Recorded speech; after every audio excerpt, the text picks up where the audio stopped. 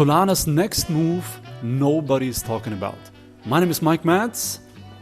Let's start this video. Yes, we have to do a crypto style video today because my laptop suddenly just broke. But either way, before I start the video, please do me a huge favor. Please like, comment below, check out my links in the description, and of course, subscribe. Let's start. Alright, let's stop wasting time. Let's jump straight into it. First things first, of course, the Solana chart here. Super important. Solana actually performing pretty well here. No corrections here, no shakeouts, just straight performance here. Actually currently consolidating, which is a good, decent sign. Of course, we had this small sell-off, but as you can see here from the wick, this sell-off, of course, got bought up. So buying power is still there. Next level to the upside will be around the level of $77.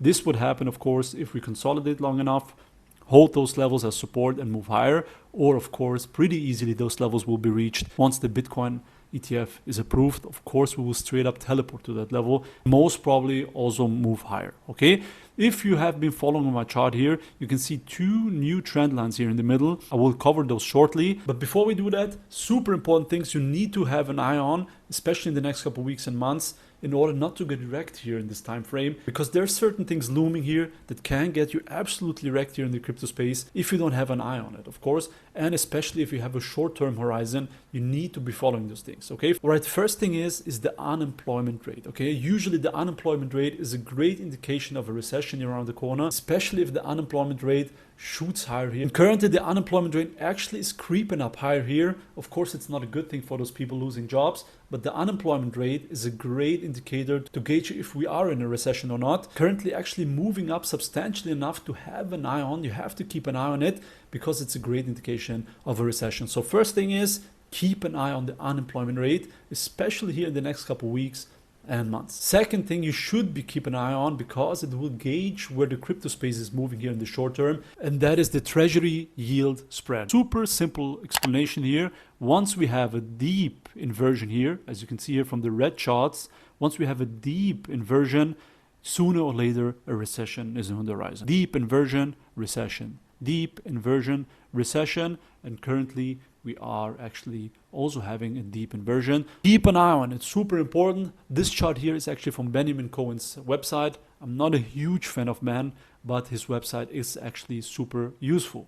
Keep an eye on those two things because a recession can change the tone pretty easily, pretty fast. Most people expect up only from here and then they get wrecked. But of course, a recession here, as greedy as it might sound, if you are prepared for a recession, you can make lots of money. So see it with an upside. Of course, people are losing jobs and the economy is weakening. So net, it's not a positive thing. But if you are prepared for it, of course, you can reap huge benefits from it. Super important. Important thing I want to add here is that I'm slowly changing my strategy. This strategy down here, those DCA levels, the more days pass by, the more we consolidate, the more bullish things come out, giving up the strategy down here. And this is why I added those two new trend lines here for Solana. This is simply major support that needs to hold, which is at the bull market support band. Of course, for Bitcoin and for Solana, the bull market support band is a super important level to hold in order to gauge if we are in a bull market or not. So the first level would be around the level of $33. Second level would be around the level of $29. So if we retest those lows, I will go in heavy. Okay, this is those levels I will go in heavy, and those levels down here, my DCA strategy down here, I'm slowly giving up. Even if a recession is around the corner, I'm changing my strategy. I'm simply willing to take the risk. And I'm simply willing to take the short-term pain if a recession hits and the short-term opportunity. So I'm changing my tone slowly. Why? Because it feels like we are in a disbelief stage of the cycle where the market just pumps higher. Everybody is left out. Nobody DCA'd because of fear, and most people just simply are left behind. And usually the market just pumps higher. So it's a fine play between taking the risk and being conservative. Maybe I'll keep a small cash position for a recessionary time, but at the end of the day, nobody knows how it's going to play out. So in the next couple of weeks and in the next couple of months, keep an eye on those two indications, unemployment rate and the treasury yield spreads.